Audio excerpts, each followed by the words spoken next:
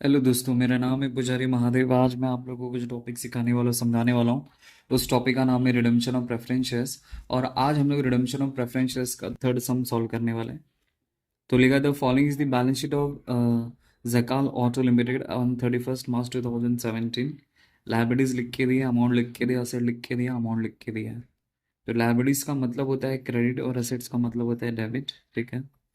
तो आपको जब भी रिडम्पशन का सम सॉल्व करेंगे तो आपको दो चीज़ हमेशा आपको ध्यान में रखनी है। कौन सी दो चीज़? सबसे पहले आपको ये देखना है कि आपका preference shares fully paid up है कि पार्टली पेड अप है। अगर और फिर आपको दूसरा देखना है कि आपके पास क्या क्या डीपी है। ठीक है। तो लाइबिलिटीज में देखो, सबसे पहले लिख के दिए हैं ₹3,009 redeemable preference shares of ₹100 each eight ₹80 paid up. Okay. तो ये आपका शेयर्स पार्टली पेड अप हो गया। पार्टली पेड अप कैसे हुआ? क्योंकि एक प्रेफरेंस शेयर्स का वैल्यू ₹100 है, लेकिन अब तक लोगों ने सिर्फ और सिर्फ ₹80 ही पेड किया है। तो अब तक लोगों को ₹20 पे करना बाकी है। तो जब भी कंपनी रिडम्पशन करती है तो सिर्फ और सिर्फ फुल्ली पेड अप शेयर्स का ही रिडम्पशन करती है। तो यहाँ पे रीजन क्या है? मतलब शेयर होल्डर ने पैसा पे नहीं किया है या कंपनी ने पैसा नहीं मंगाया। तो अभी नीचे क्वेश्चन में पढ़ेंगे तो हम लोग को पता चलेगा। तो ये अपना पार्टली पेड अप हो गया। तो ये सब हमको सिखाने का पर्पज यही है, क्योंकि ये पार्टली पेड अप शेयर्स लिख के दिए इसीलिए। इक्विटी शेयर्स के बारे में लिख के दे तो वो हमारे काम के चीज नहीं, छोड़ दो। फिर रेवेन्यू रिजर्व, तो रेवेन्यू रिजर्व हमारा डीपी हो जाएगा। 8% डिबेंचर, बाकी कुछ पढ़ने की जरूरत नहीं है। ठीक है। सीधा हम लोग एडजस्टमेंट पे आते हैं। On the above date the 9% preference shares were redeemable at a premium of 5%। Okay. तो कंपनी प्रेफरेंस शेयर्स को रिडीम करिए 5% प्रीमियम पे। तो पहला हमें एडजस्टमेंट लिख के दे दे, company made final call of ₹20 per share on the shares. Okay. तो जो कंपनी ने अब तक ₹80 मंगाया था, अब ₹20 मंगाना बाकी है। तो कंपनी यहाँ पे ₹20 का फाइनल कॉल कर रही है कि बोल रही है कि भाई साहब, ओ भाई साहब, आपका जो ₹20 भरना पे करना बाकी है वो आके भर दो, क्योंकि हम लोग उसका रिडम्पशन करने वाले हैं। And all the share holder paid the call money. तो सारे के सारे लोगों ने पैसा भी भर दिया। ठीक है। तो फुल्ली पेड अप अभी हो गया। ये कॉल करने के बाद शेयर सब फुल्ली पेड अप हो गया। ठीक है। फिर दूसरा एडजस्टमेंट लिख के दे दे, company issue 20,000 equity shares of ₹10 each at a premium of ₹2 per share for cash consideration. Okay. तो कंपनी इशू करिए 20,000 इक्विटी शेयर्स। एक शेयर्स का फेस वैल्यू ₹10 है और एक शेयर्स के पीछे प्रीमियम है ₹2। इसका मतलब कंपनी ने एक शेयर्स को ₹12 में सेल किया है। And this issue fully subscribe and paid. सारे के सारे शेयर सब्सक्राइब भी हो गए और सारे के सारे लोगों ने पैसा भी पे कर दिया। ठीक है। थर्ड वाला लिख के दिया, the part of the investment were sold for ₹1,32,000 at a profit of 10% on cost. Okay. तो कंपनी अपने इन्वेस्टमेंट को बेच रही 1,32,000, 10% का कॉस्ट है। कर लेंगे इसका क्या करने का। फोर्थ लिख के देते, company redeem the preference share as per the terms and condition. One preference share holder holding 100 shares was untraceable. Okay. तो कंपनी जब लोगों का पैसा पे कर रही थी तो एक ऐसा शेयर होल्डर था जिसके कंपनी के 100 शेयर्स थे जो पैसा लेने के लिए आया नहीं। Hence the payment could not be made to him, जिस वजह से कंपनी उनको पैसा पे नहीं कर पाई। तो बोला, you are required to pass the necessary journal entries in the books of the जकाल auto limited record the about the transaction. तो हम लोग को सिर्फ और सिर्फ एंट्री पास करने वाला है। तो ये हमको सिखाने का पर्पज ये है कि ये जो शेयर्स है वो पार्टली पेड अप है। तो पार्टली पेड अप को फुल्ली पेड अप में कन्वर्ट करने के लिए आपको दो एक्स्ट्रा एंट्री पास करनी पड़ेगी, जो मैंने आपको लास्ट लेक्चर में बताया था। तो वापस अब वो एक बार बता देता हूँ। ठीक है।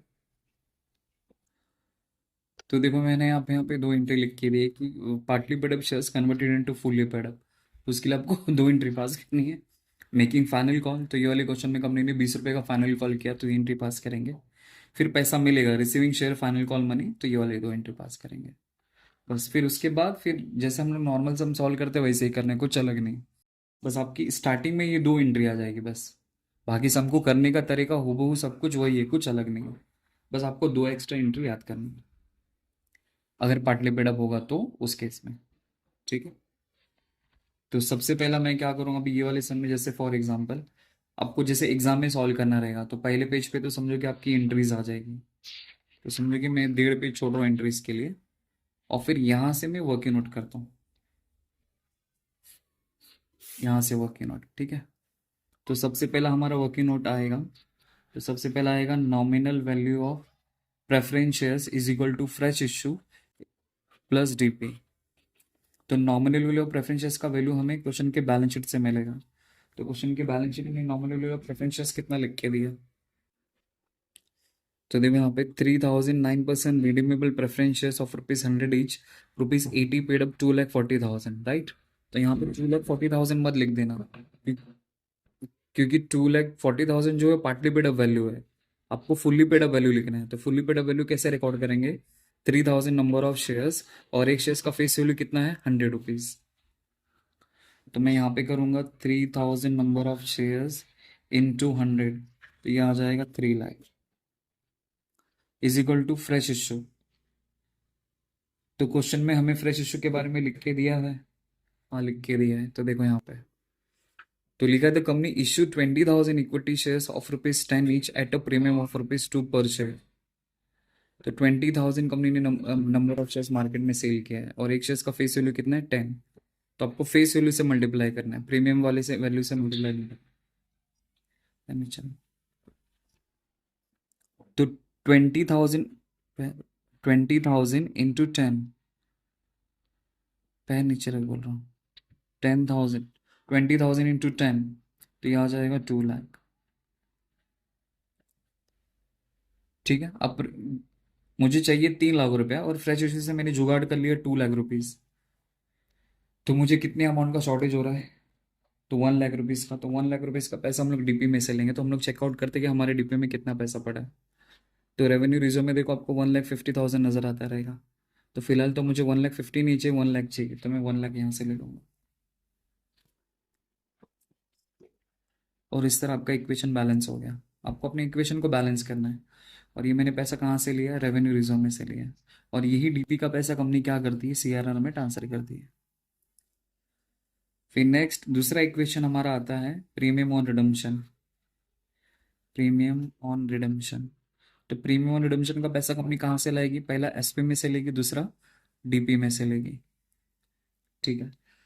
तो कंपनी रिडम्पशन जो कर रही है 5% प्रीमियम पे कर रही है। देखो यहाँ पे लिख के दिया है the redeemable at a premium of 5%। तो मैं क्या करूंगा? 3 लाख का 5% निकालूंगा। तो 3 लाख का 5%, तो 3 लाख का 5% अगर मैं निकालूंगा तो कितना आएगा? 15,000।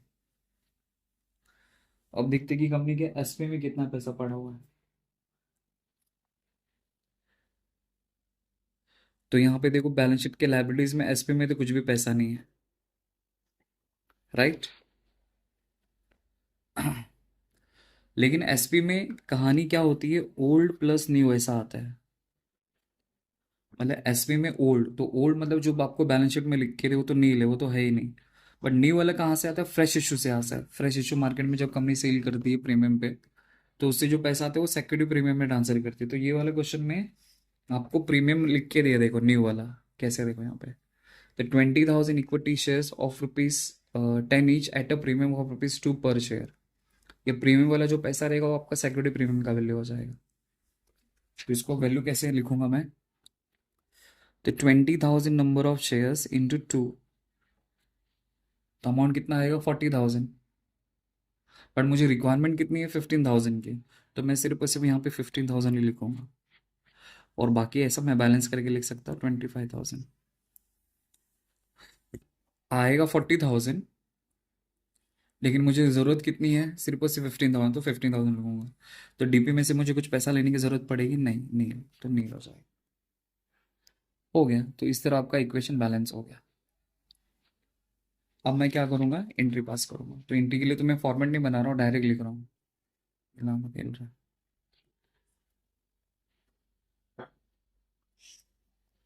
तो सबसे पहला, तो मेकिंग फाइनल कॉल। तो मेकिंग फाइनल कॉल की एंट्री मैंने आपको क्या लिख के दिया, आपको दिखा देता हूँ एक बार। क्योंकि पार्टी पेडअप को फुली पेडअप में कन्वर्ट करो, तो मेकिंग फाइनल कॉल, तो एंट्री क्या? Final call account debit to share capital account. तो ये वाली पहली एंट्री पास करेंगे। तो final call account debit to share capital. तो शेयर कैपिटल मतलब प्रेफरेंशियल कैपिटल। तो इसका वैल्यू कैसे आएगा? 3,000 नंबर ऑफ शेयर्स है, इंटू फाइनल कॉल का पैसा कितना होता है? 20 रुपीज़। तो ये आ जाएगा 60,000 डेबिट में, क्रेडिट में आ जाएगा 60,000। Now narration being making final call, making final call. Next है रिसीविंग फाइनल कॉल मनी। तो इसकी एंट्री है कैश बैंक अकाउंट डेबिट, पैसा आएगा to final call account. Same value आपको कॉपी करना है, 60,000 60,000। नरेशन बीइंग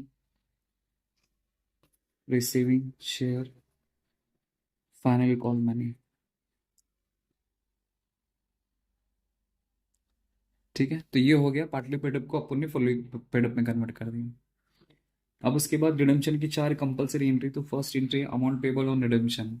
तो अमाउंट पेबल ऑन रिडम्पशन की 2 एंट्री क्या है हमारे पास, एक एट पार है, एक प्रीमियम है। तो इसमें प्रीमियम वाली एंट्री आएगी, तो ये वाली एंट्री पास करेंगे। Preferential capital account debit premium on redemption account debit to preferential holder account. मैं तो लिखूंगा प्रेफरेंस शेयर कैपिटल, आपको वो नाम लिखना है जो आपको क्वेश्चन में लिख के लिया है, 8% 6% 7%, वो आपको लिखना है। तो preferential capital account debit premium on redemption account debit to preference share holder account. अब आपको इसका वैल्यू कहाँ से लिखने का है, जो मैंने आपको इक्वेशन बना के दिया है। तो देखो, कैपिटल का पैसा, प्रेफरेंशियल कैपिटल का पैसा 3 लाख यहाँ से लेंगे, प्रीमियम का पैसा यहाँ से लेंगे। तो इसका मतलब यहाँ पे, तो प्रेफरेंशियल कैपिटल के सामने 3 लाख और प्रेफरेंस प्रीमियम और रिडम्पशन के सामने 15,000, दोनों को अगर मैं ऐड करूँ तो वैल्यू आता है 3,15,000। Narration being amount payable on redemption at premium at premium. हो गया। नेक्स्ट रिडम्पशन की second compulsory entry. Second compulsory entry क्या है, यहाँ पे लिख के दिया है, अमाउंट ट्रांसफर टू सीआरआर, तो DP account debit to CRR account. ठीक है, तो आपको क्या करना है कि ये जो पहला डीपी का पैसा रहता है, कंपनी इसी को सीआरआर में ट्रांसफर करती है, तो 1 लाख। तो ये 1 लाख हमने कहाँ से लिया है, रेवेन्यू रिजर्व में से, इसलिए उसका नाम आ जाएगा। तो मैं एंट्री क्या पास करूंगा, revenue reserve account debit, reserve account debit to capital redemption reserve account. तो 1 लाख 1 लाख, क्योंकि वहां से 1 लाख लिया तो इसलिए यहाँ पे 1 lakh. Narration being CRR created out of profit, या अमाउंट ट्रांसफर टू CRR ऐसा भी लिख सकते हैं आप लोग। फिफ्थ मतलब रिडम्पशन, रिडम्पशन की थर्ड कंपलसरी एंट्री। तो क्या है, written off premium on redemption. तो एंट्री क्या है, SP account debit DP account debit to premium on redemption. तो यहाँ पे इक्वेशन से आपको पता चलेगा कि आपने प्रीमियम और रिडम्पशन का जो पैसा है आपने सिर्फ और सिर्फ SP में से लिया है कि DP में से भी लिया है। तो ध्यान से देखेंगे तो आपने सिर्फ और सिर्फ SP में से लिया है, इसलिए SP करके एंट्री आएगी। इसलिए मैं यहाँ पे एंट्री पास करूंगा। तो SP मतलब security premium account debit, premium account debit to premium on redemption account. कितना आएगा, 15,000, यहाँ से 15 लिया था, यहाँ से 15,000। Narration be written off premium on redemption. और next payment to preferential holder. तो इसकी एंट्री क्या है, preference share holder account debit to cash bank account. तो भी चेक करेंगे प्रेफरेंशियल होल्डर मैंने कहाँ पे लिखा है, प्रेफरेंशियल होल्डर देखो यहाँ पे 3,15,000, पर यहाँ पे 3,15,000 नहीं आएगा, क्योंकि एक ऐसा शेयर होल्डर था जिसका कंपनी ने पैसा पे नहीं किया है। क्वेश्चन में देखो यहाँ पे लिख के दिया ना, the company redeemed the preference shares as per the terms. The one preference shareholder holding 100 shares was untraceable, hence payment could not be made to him. तो एक ऐसा शेयर होल्डर जिसके इस कंपनी के 100 शेयर्स थे, कंपनी इसको पैसा पे नहीं कर पाई, तो पूरा पैसा नहीं दिया रहेगा।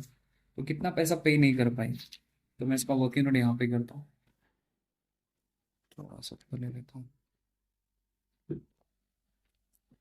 तो वर्किंग नोट यहाँ पे जैसे आपको क्या करना है, अनपेड अमाउंट।